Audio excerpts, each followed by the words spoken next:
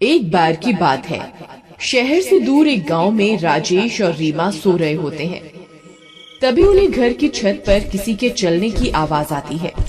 उस आवाज से रीमा की नींद खुल जाती है। वो बहुत डर जाती है। इतनी रात गए, ये छत पर कौन है? कहीं कोई चोर तो नहीं आ गया? अजी उठिए, देखिए ना, छत पर कोई है। सुनिए, किसके चलने की आवाजें आ रही हैं। हाँ रीमा, तुम सही कहती हो। आवाज तो आ रही है। तुमने बाहर का दरवाजा बंद तो किया था ना? जी मुझे ध्यान नहीं है। हो सकता है मैं सोते वक्त दरवाजा बंद करना भूल गई हूँ। तुम डरो नहीं, मैं अभी देख कर आता हूँ। फिर राजेश दबे पांव बाहर मेन गेट को देखने के लिए जाता है। अरे, मेन गेट तो बंद है, तो फिर छत पर कौन है? अरे अरे, मर गए रे! फिर वो डर जाता है और डर के मारे वापस घर के अंदर घुस जाता है। अजी क्या हुआ? आप इतने घबराए हुए क्यों हो? अरे रीमा, मेन गेट तो बंद है, तो फिर कोई छत पर कैसे चढ़ सकता है? मुझे लगता है ये कोई चोर नहीं है, ये वही है जिसके बारे में गांव में अफवाह फैली हुई है। अजी आपका दिमाग खराब तो नहीं हो गया? शुभ शुभ बोलिए।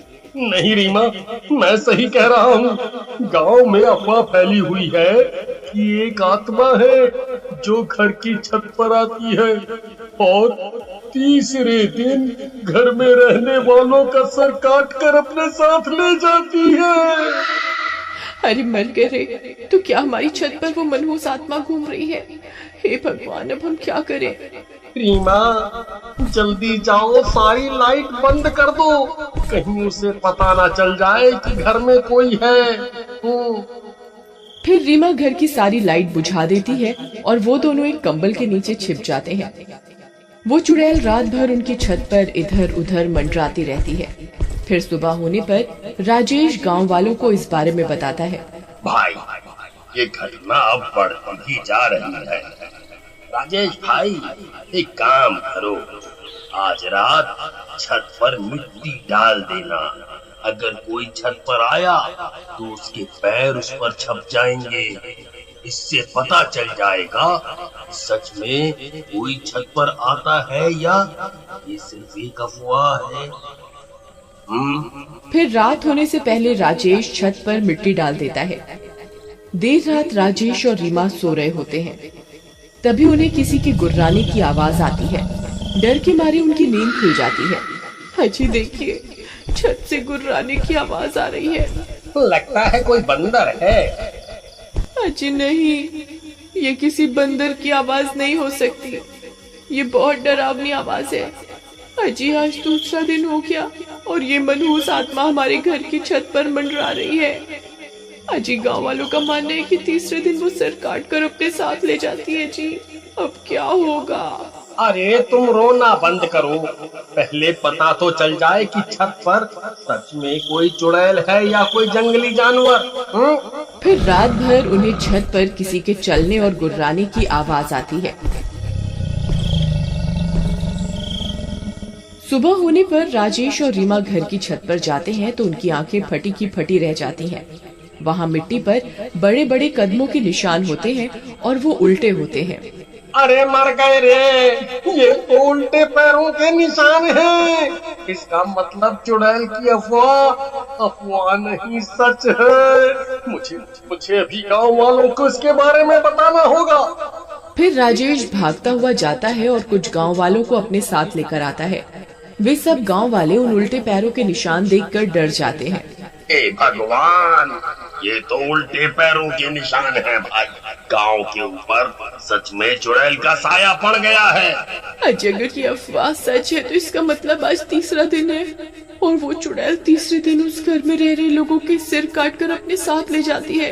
राजेश भाई, मेरी मानो तो तुम आज ही ये घर छोड़ दो, नहीं तो आज का दिन तुम दोनों की जिंदगी का आखिरी दिन साबित होगा। नहीं, मेरे हिसाब से ये जरूर किसी की शरारत है। मुझे लगता है कोई हमसे हमारा घर खाली करवाना चाहता है। ताकि हम डर के मारे इस घर को औने पौने दामों में बेचकर चले जाएं। अजी आपका दिमाग खराब हो गया है। अगर सच में चुड़ैल हुई तो आज वो हमारे सिर काट कर अपने साथ ले जाएगी। तुम घबराओ नहीं, मेरे पास एक तरकीब है। गांव वालों, आज रात को तुम मेरे घर के आसपास ही रहना। फिर रात होने पर वे दोनों सो रहे होते हैं। तभी आधी रात होने पर उनकी छत पर कोई दस्तक देता है। कदमों की आवाज से उन दोनों की नींद खुल जाती है। अजी मर गए, आज तीसरा दिन है। आज हम नहीं बचेंगे जी। आज वो हमारी गर्दन काट कर अपने साथ लेकर ही जाएगी। गांव वालों ने कहा भी था घर खाली कर दो, लेकिन आपने उनकी एक न सुनी। लो आ गई चुड़ैल, अब क्या करोगे? तभी उस चुड़ैल के कदमों की आवाज तेज हो जाती है। अजी लगता है कोई सीढ़ियां उतर रहा है। यह आवाज सीढ़ियों की तरफ से आ रही है। कुछ कीजिए ना, क्या है आपकी तरकीब? अजी रुको रुको, रोना बंद करो, आवाज मत करो, नहीं तो उसे पता चल जाएगा कि हम यहाँ हैं। फिर राजेश दूसरे कमरे में जाता है और वहाँ से 2 पुतले उठाकर लाता है और उन्हें बेड पर लिटा देता है और उनके ऊपर चादर डाल देता है और सारी लाइट बंद कर देता है। चलो रीमा, अब हमें छुपना होगा, चलो जल्दी करो। फिर वे दोनों उसी बेड के नीचे छिप जाते हैं। तभी दरवाजे पर दस्तक होती है।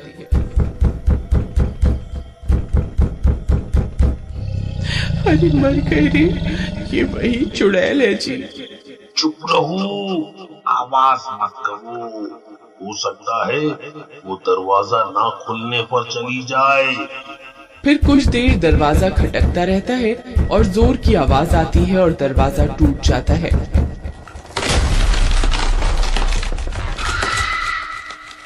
वो चुड़ैल अंदर आ जाती है। वे दोनों बेड के नीचे छिपे रहते हैं। तभी उन्हें चुड़ैल के पैर दिखाई देते हैं। वो उल्टे होते हैं। ये देखकर उन दोनों की सांस अटक जाती है। हे भगवान, अब हमारा क्या होगा? अरे मर गए रे। फिर वो चुड़ैल खंजर से बेड पर सो रहे लोगों पर हमला कर देती है और उन पुतलों की गर्दन काट देती है और पास में जाकर बैठ जाती है और उन्हें खाने लगती है। लेकिन जल्दी ही उसे एहसास हो जाता है कि वो किसी इंसान के सिर नहीं है, उसके साथ धोखा हुआ है। वो बहुत गुस्से में आ जाती है। धोखा, धोखा, मेरे साथ धोखा करते हो इंसानों, ये तुमने ठीक नहीं किया। मैं तुम्हारी खुशबू सूंघ सकती हूँ। मुझे पता है तुम यहीं कहीं हो। आई मम्मी, अब हम नहीं बचेंगे। अरे मर गए रे, अब क्या करें रीमा? अच्छा, ये आपकी तरकीब थी। अब आप ही बताओ क्या करना है। अब तो एक ही तरकीब है। जल्दी बताइए क्या? भागो, जितनी जोर से भाग सकते हो भागो। इतना बोलकर राजेश वहाँ से भाग जाता है। तभी उस चुड़ैल की नजर उन पर पड़ती है। अरे नास मिटे, रुक जा, मुझे यहाँ अकेला छोड़कर कहाँ भाग रहा है? फिर रीमा भी उसके पीछे पीछे घर से निकलकर भाग जाती है और वो लोग घर का मेन दरवाजा बाहर से बंद कर देते हैं। अरे गांव वालों, जल्दी आओ, हमें तुम्हारी जरूरत है। तभी सब गांव वाले भी हाथों में मशाल लेकर वहां पहुंच जाते हैं। चुड़ैल खिड़की से सब कुछ देख रही होती है। भाई, चुड़ैल घर के अंदर ही है, हमें कुछ करना होगा। अगर वो बाहर आ गई तो अनर्थ हो जाएगा। खिड़की पर चुड़ैल को देखकर सबकी आंखें फटी की फटी रह जाती हैं। तभी वो चुड़ैल खिड़की पर लगी लोहे की रॉड को तोड़ने लगती है। भाई, इस चुड़ैल को रोकने का एक ही रास्ता है, हमें इस घर को आग के हवाले करना होगा, नहीं तो ये चुड़ैल किसी भी वक्त खिड़की तोड़कर बाहर आ जाएगी। फिर सब गांव वाले मिलकर घर को आग के हवाले कर देते हैं।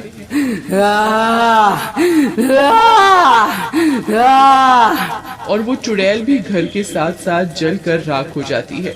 हम तो बेघर हो गए। तुम घबराओ नहीं, हम सब गांव वाले मिलकर तुम्हारा घर फिर से बनाएंगे। फिर सब गांव वाले मिलकर उनका घर फिर से बना देते।